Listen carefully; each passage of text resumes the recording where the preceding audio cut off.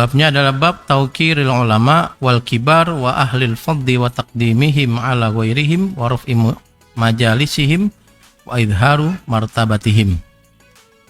Ini kalau terjemahannya lumayan banyak. Ini kalau terjemah letterlock ya. Bab memuliakan ulama, orang-orang besar, orang-orang yang memiliki keutamaan, memprioritaskan mereka atas yang lain, meninggikan posisi mereka, tempat duduk mereka, dan memunculkan kemuliaan martabat mereka. Teman-teman sekalian, saya kayaknya udah 4 kali atau 5 kali saya sampaikan di masjid ini bahwa penerjemahan itu ada banyak. Yang populer di kita ya penerjemahan letterlock atau kata per kata, sehingga ketika menerjemahkan bab saja itu kita harus satu paragraf. Nah, kalau terjemah tadi Anda alih bahasakan terjemah bab tadi Anda terjemahkan kata per kata, ya tentu panjang, tetapi ada satu metode penerjemahan yang menurut saya lebih enak dipakai untuk orang awam, yaitu vernakularisasi. Vernakuler. Bagi teman-teman maha santri PSQ ini, saya pikir kalau ada yang tertarik mendalami terjemah itu, bisa nanti memunculkan terjemah Al-Quran edisi vernakularisasi. Tentu Al-Quran tidak akan berubah, tapi terjemah bisa berubah. Nah, terjemah vernakularisasi dari bab ini yang tadi panjangnya seperti itu, redaksinya menjadi menghormati ulama dan orang-orang yang mulia, sependek itu. Nah, ini kan ada tauqir ulama, ya, wal kibar, wa ahlil fadli, wa taqdimihim, ala ghairihim, wa raf'i majalisihim, wa idharu martabatihim. Iya. Tujuan dari bab ini adalah kita memuliakan ulama dan orang-orang besar yang memang layak untuk dihormati. Terima kasih.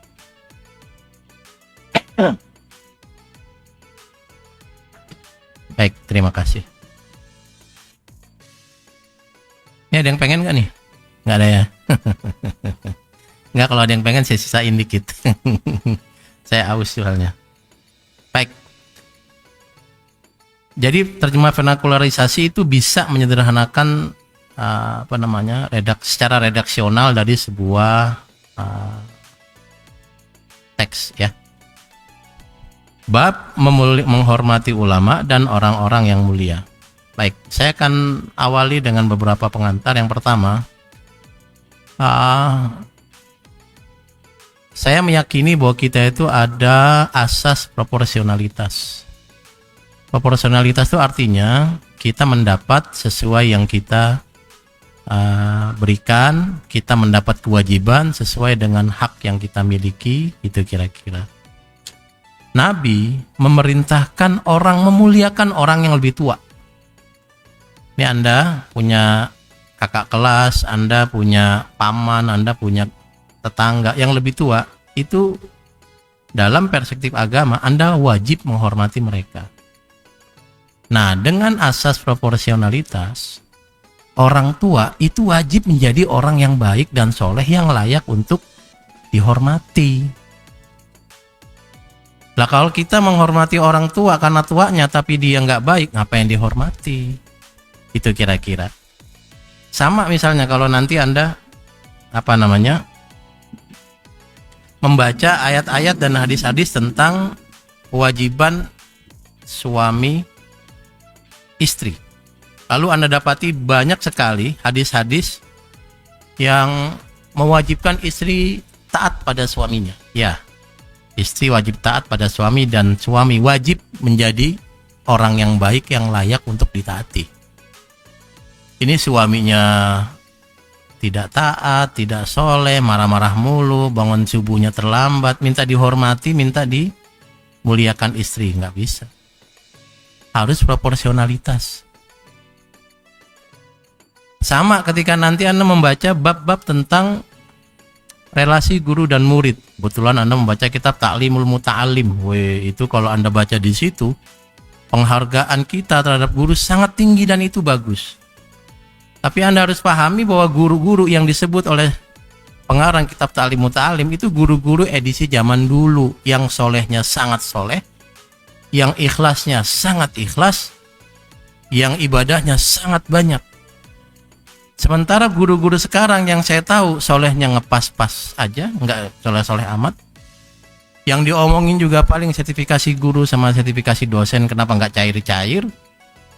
Ketika MBG kemudian ada isu, grupnya penuh dengan isu MBG, bukan ngebahas ini anak ini kok kayaknya ada penurunan semangat belajar ya gitu. Lalu dibalas sama guru yang lain di grup WA, iya saya juga merasa, apa perlu kita ruqyah yang malah.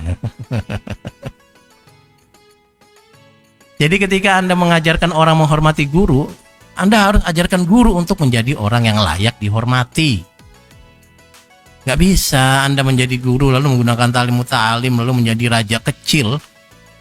Tadi yang dibaca dalam Quran, dalam salat maghrib kita, wa inna fir'auna la'alin fil ardi wa innahu laminal musrifin, tuh yang Anda baca tadi dalam salat maghrib.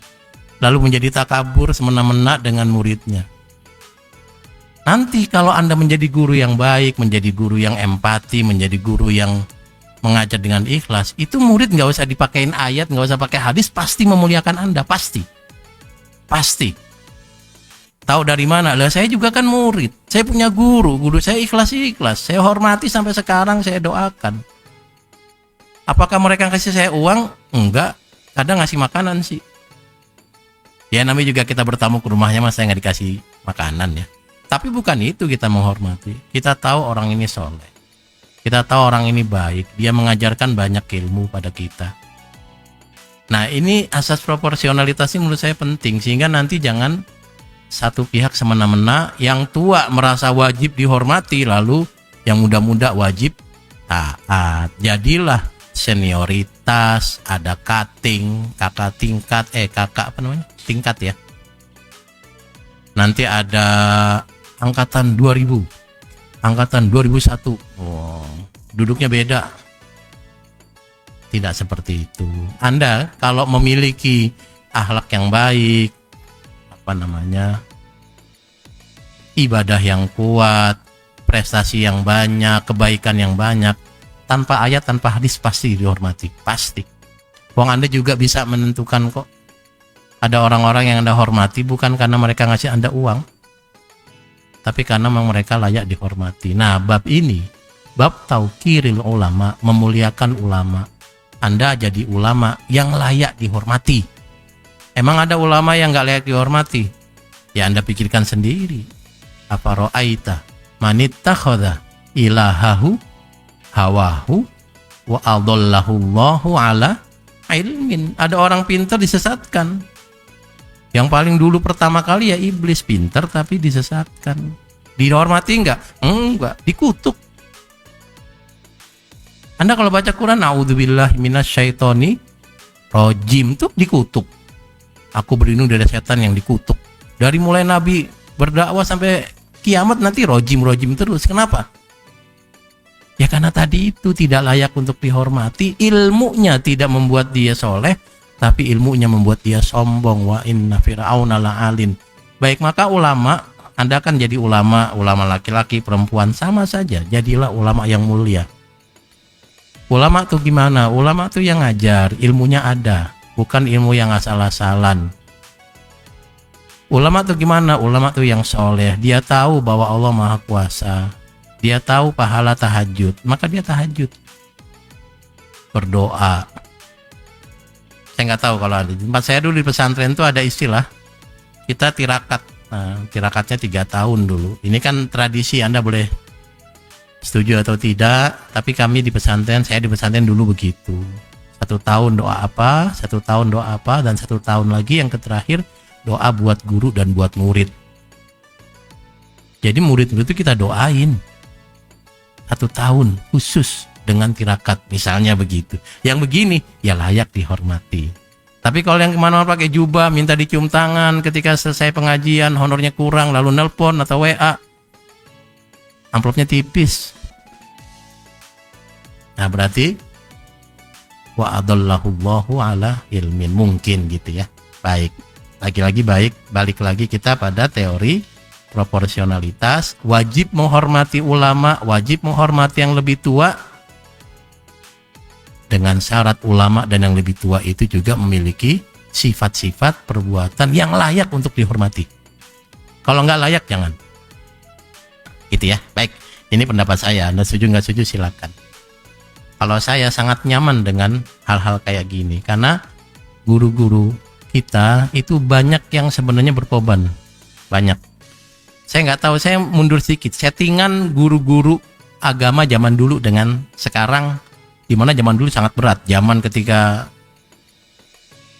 ya pokoknya dulu sebelum Anda lah begitu ya. Saya kasih gambaran begini. Guru itu nggak dapat gaji. Nggak dapat gaji, sertifikasi ya belum ada, nggak ada. Terus gimana? Ya mereka harus kerja. Ada yang kerja di sawah, ada yang kerja ngangon bebek, ada yang kerja di pasar. Semua orang pagi-pagi kerja. Kiai juga kerja, bunyai juga kerja. Bedanya kalau yang lain sore pulang istirahat, kalau kiai sama bunyai pulang ngajar lagi. Sorenya ngajar anak-anak, malamnya ngajar bapak-bapak. Yang mana bapak-bapak dari anak kecil sampai dia tua diajari nggak pinter-pinter, makan nanti tuh kiai. Perasaan ngajar kamu udah 23 tahun masih bodoh aja dalam mati ya, nggak boleh ngomong. Tapi dia melayani itu dan tidak pakai gaji, nggak ada honor. Saya cerita kakek saya dulu punya sekolah tahun 50, masuk sekolah tertua di Bekasi. Itu bayar SPP-nya pakai apa? Setahun sekali pakai gabah. Nanti ada yang datang bawa gabah berapa. Kakek saya nerima saja. Nah kalau orang seperti ini ya layak untuk dihormati. Karena waktunya istirahat dipakai buat ngajar. Yang diajarin bukan anaknya, bukan keluarganya. Orang lain, yang mana orang lain ini kadang-kadang gak menghormati dia. Apalagi nanti misalnya kiai ini perlu duit, lalu mau jual bebeknya ke pasar. Dibawalah bebek di tenteng. Tengah jalan ketemu sama jamaahnya. Kiai apa kabar? Baik. Kiai mau kemana? Mau ke pasar jual bebek. Nanti jamaahnya nyeletuk, kiai jualan bebek. Nah pengennya sih kiai nggak usah jualan, pengennya kiai tiap bulan dapat transferan dari Jibril misalnya begitu. Tapi kan nggak bisa. Lah kalau dia nggak jualan bebek gimana? Dan belum tentu sampai pasar dia taruh bebeknya ada yang beli. Kadang dibawa bebeknya dibawa pulang lagi. Ketemu jamaah yang tadi lagi itu. Kiai udah dari pasar, iya. Itu bebeknya masih ada, iya. Besoknya jual lagi. Belum tentu orang jual laku. Dan ketika dia lapar, gimana caranya? Nah saat itulah kemudian orang seperti ini wajib dimuliakan. Sebab kalau dia nggak dapat uang dan nggak dapat penghormatan, dapat apa? Dia nggak pengen penghormatan, tapi kita yang tahu diri. Anda bisa ini itu kan karena guru apapun, guru ABC, guru alif bata, guru ikro, guru PMP itu PPKN, guru fisika, kimia itu semua guru kita hormati. Nah maka memuliakan ulama tuh arahnya ke sana. Ulama-ulama yang soleh itu sholat malamnya itu sama seperti kita 2 rakaat. Tapi kalau kita doanya fokus pada keluarga. Doa kita banyak banget tuh. Rabbik firli wahabli mulkan la yambaghi li ahadin min ba'di innaka antal wahhab. Sambil berpikir, ya Allah saya pengen kayak Nabi Sulaiman. Duitnya banyak. Bisa menguasai angin jadi avatar, pengendali angin. Bisa menguasai jin. Anda bisa bayangkan menguasai jin. Masya Allah, menguasai jin. Anda mengirim paket, nggak usah ke JNE. Menguasai, bisa ngomong sama binatang, ya Allah. Bisa ngomong sama binatang, bisa paham omongan binatang. Saya sekarang tuh pengen tahu, sebenarnya semut tuh kalau ketemu, saya salaman itu ngomong apa sih gitu. Selamat pagi, selamat pagi, selamat pagi. Nabi Sulaiman tahu, kita nggak tahu, pengen tahu gitu. Atau ayam lagi jalan, petok, petok, petok, petok, petok, petok, petok, itu artinya apa gitu. Itu doa Anda. Tapi kalau doa kiai-kiai dan bunyai, doanya apa? Ya Allah, mudah-mudahan murid saya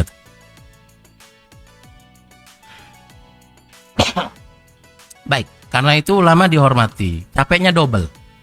Apalagi ulama settingan dulu. Kalau ulama settingan sekarang, beda kondisinya, tapi bebannya sama. Kondisinya apa? Sekarang lebih gampang, ada duit di mana-mana, lebih gampang untuk akses duit, misalnya seperti. Tapi beratnya adalah ujiannya sangat berat. Ujian dirayu partai, ujian dirayu caleg, capres, ujian kemudian menjawab dengan fatwa-fatwa yang menyenangkan orang. Itu nggak gampang ya. Kalau gitu saya nggak jadi ulama, ya mau jadi apa terserah. Jadi pebisnis boleh. Semua ada tantangannya. Nah, orang-orang yang menjadi ulama wajib dimuliakan. Dengan segala kondisi yang berbeda, tantangannya berbeda. Nah, ini ada wal kibar, orang-orang besar. Orang-orang yang besar, dia bukan ulama, tapi punya andil besar. Jangan batasi kemuliaan pada kiai dan bunyai saja. Jangan, teman-teman. Jangan batasi pada itu saja. Banyak orang yang berjasa walaupun dia bukan kiai, bukan bunyai. Orang yang nanam pohon di pantai-pantai yang udah abrasi, pohon apa namanya itu? Hah? Krakatau. Itu pohon yang di pantai itu loh. Ya apalah gitu ya, pohon apa kayak gitu ya. Banyak orang-orang baik yang capek melakukan itu, dan bukan cuma kiai dan bunyai. Makanya bukan cuma ulama yang dimuliakan, orang yang meletihkan dirinya untuk kebaikan banyak orang dan dia menjadi besar dengan amal dan keikhlasannya wajib dimuliakan. Wahlul fadli, orang yang memiliki keutamaan. Ini mungkin lebih banyak detail-detail yang disebut supaya banyak yang kemudian bisa masuk kategori orang-orang yang dihormati. Contohnya adalah keluarga Nabi. Keluarga Nabi wajib dihormati, keluarga kiai. Ya, dengan proporsionalitas wajib dihormati. Ahlul fadli. Warafi majalisihim, kalau duduk juga dibedakan. Anda nggak usah ngiri. Kenapa kalau 17 Agustus yang upacara kepanasan tapi yang pejabat-pejabat dikasih kursi? Lah kalau pejabat suruh berdiri juga pingsan semua. Mereka udah lewat fasanya berdiri, udah lewat. Lagian Anda iri mulu sih ya. Sekali-kali nggak iri gitu loh. Sekali-kali bilang saya masih kuat Pak, saya bukan seperti Anda yang di depan, lemah gitu. Dalam hati Anda bilang gitu, Anda tuh lemah. Pacara bukannya diri malah duduk, pakai kipas lagi. Mana ada es teh di depannya. Ada kue juga, aduh, ada buah itu, malah jadi pengen. Nah itu dibedakan. Kenapa? Karena orang ini sudah berjasa dalam kapasitas yang berbeda-beda. Ya kita harus memiliki apresiasi itulah. Kemudian wa idharu martabatihin, dalam kondisi tertentu ya Anda boleh sebut dia, tampakkan keutamaannya. Misalnya ketika sambutan di sini ada ulama besar yang Anda sebut. Ulamanya nggak pengen disebut, tapi kita yang harus menyebut supaya orang tahu, oh ini orang mulia. Yang nggak tahu jadi tahu, lalu menghormati orang mulia ini. Yang tahu semakin tahu bahwa ini orang mulia.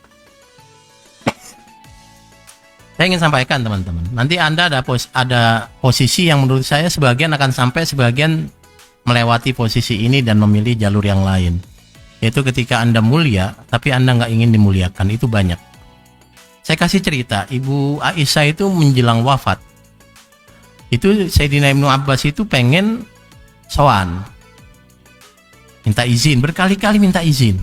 Boleh nggak saya sowan, boleh nggak saya sowan. Kan istri Nabi itu ada hijabnya ya, jadi nggak boleh ketemu gampang ya. Akhirnya kemudian diizinkan. Apa kata Ibnu Abbas? Ibu nggak usah sedih.